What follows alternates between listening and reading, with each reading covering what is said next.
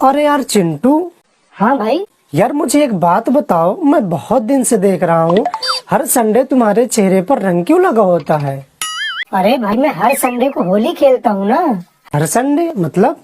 अरे वो हमारे स्कूल वाले टीचर ने बताया था ना कि संडे मतलब हॉलीडे। बेटा, मैं तुम्हारी भक्ति से प्रसन्न हुआ। मांगो, तुम्हें क्या चाहिए? प्रभु, मुझे अगले जन्म में कुत्ता ही बनाना।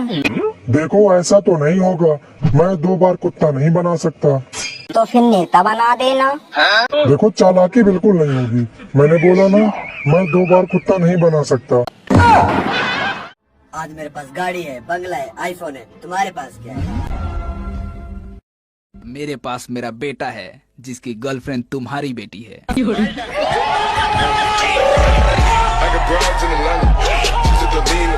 मेम साहब, अल्लाह के नाम पे कुछ दे दो। ये लो 50 रुपए। ए मेम साहब, ही का दे रही हो? 50 रुपए कम नहीं होते, चुपचाप रख लो। पैसे तुम रख लेंगे, पर कल से अपने पति को इधर ही भेजते हैं ना भीख मांगने के लिए। मेरा पति क्यों भीख मांगेगा? इतनी महंगाई में तू जो बड़ी दानवीर बनी घूम रही है ना, जल्दी तेरे पति की भी भीख मांगने की नौबत आने वाली है। भाई एक एडल्ट जोक सुनाऊं? हाँ भाई सुना।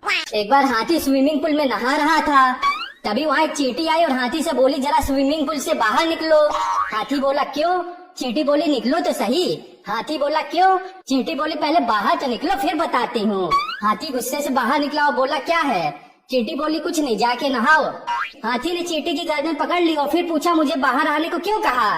चींटी बोली अरे वो मेरा अंडरवियर नहीं मिल रहा था, मुझे लगा शायद तुमने पहना है।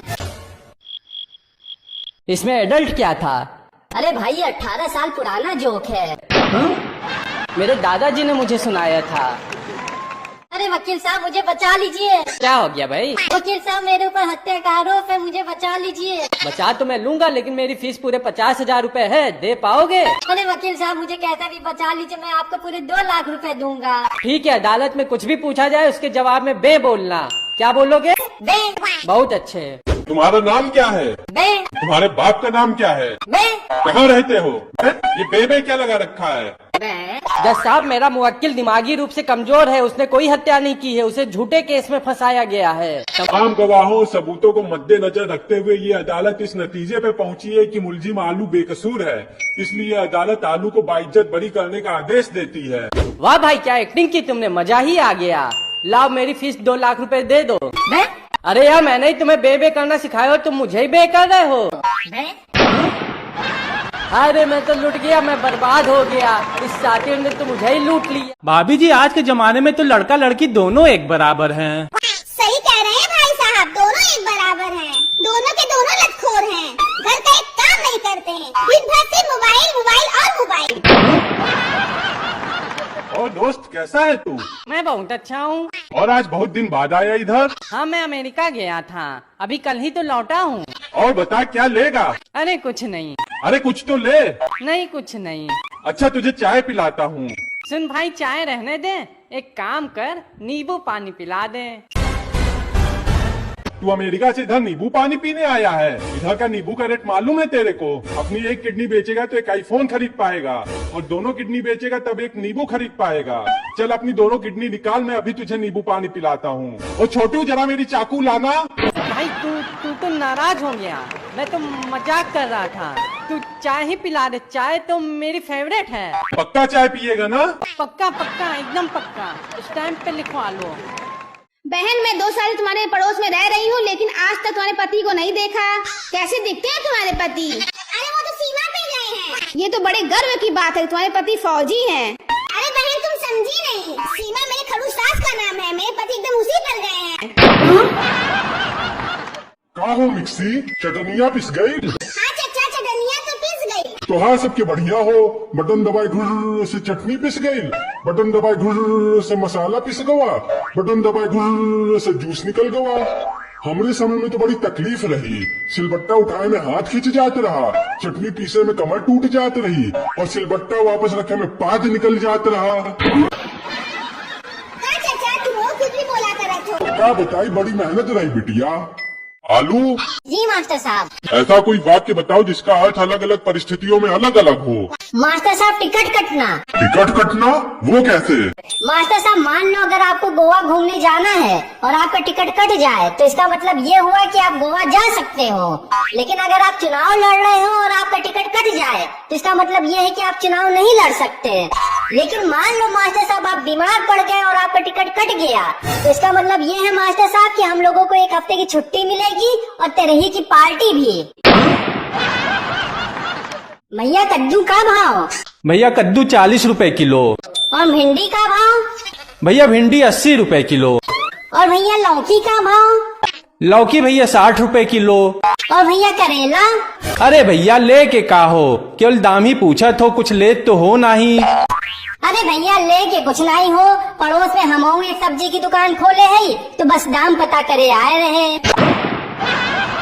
बता रहे ससुर भाग जाओ यहाँ से, हमें से दाम पूछ के हमें से कंपटीशन करियो, भाग यहाँ से। कौन भैया, क्या हो रहा है आजकल? बस भैया वॉश बेसिन लगाने का धंधा कर रहे हैं। तब कैसा चल रहा है धंधा? यूँ समझो पैसे की बारिश हो रही है भैया। वॉश बेसिन लगाने में इतना पैसा? भैया आजकल नींबू हो गया है बहुत महंगा।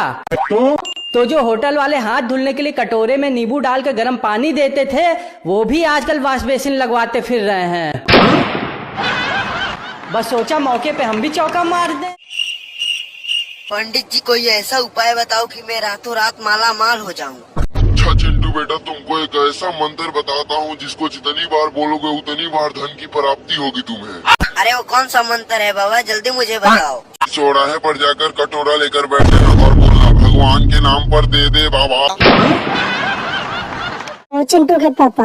हाँ अंजलि, क्या कर रहे हैं? बस फोन चला रहा था। मैं क्या कह रही हूँ, हाँ आज तो हम अकेले हैं, बाहर बारिश भी हो रही है, मौसम कितना हसीन है ना। हाँ है। तो क्या प्लान है आपका? मेरा तो वही है 239 में 1.5 GB 28 दिन के लिए। मर जा कुत्ते इसी फोन में घुसकर। जी सुनते हो, आपको ऑफिस की बहुत फिक्र है, घर की कोई फिक्र है? क्यों, क्या हो गया? लगता है हमारी बेटी ने बाहर किसी से सेटिंग कर ली है। तुमको कैसे पता? अरे आजकल वह मोबाइल रिचार्ज के पैसे ही नहीं मांगती है मुझसे। आलू के पराठे में तो आलू तो नजर ही नहीं आ रहा है। चुपचाप खा लो, कश्मीरी पुलाव में क्या कश्मीर नजर आता है? और भैया क्या कर रहे हो आजकल? कुछ खास नहीं भैया, बस चाट की दुकान पे पत्तल मांजने का काम करते हैं। पत्तल मांजने का काम? यार लोग गिलास मांजते हैं, कटोरी मांजते हैं, प्लेट मांजते हैं, पत्तल कौन मांजता है? पत्तल नहीं मांजा जाता भैया? बिल्कुल नहीं। तो समझ लो बेरोजगार हैं भैया। अब सीधे किसी से कहे बेरोजगार है तो अच्छा नहीं लगता, इसलिए बात को थोड़ा घुमा फिरा के बोलना पड़ता है भैया। बाबा जी भगवान को खुश करने के लिए अगरबत्ती जलाना जरूरी है क्या? अरे नहीं बेटा। तब आप इतनी अगरबत्ती क्यों जलाते हैं? अरे बेटा, वो भगवान को खुश करने के लिए अगरबत्ती थोड़े ही जलाते हैं। तो फिर? बेटा अगरबत्ती जलाने के बाद जो सीख बचती है ना, उससे दांत खोदने का मजा ही अलग है। आलू, उपमा अलंकार की परिभाषा बताओ। मास्टर साहब, उपमा सूजी और ताजी सब्जियों से बनने वाला एक मस्त व्यंजन होता है। उसको जब धनिया पत्ती और मूंगफली के दानों से अलंकृत किया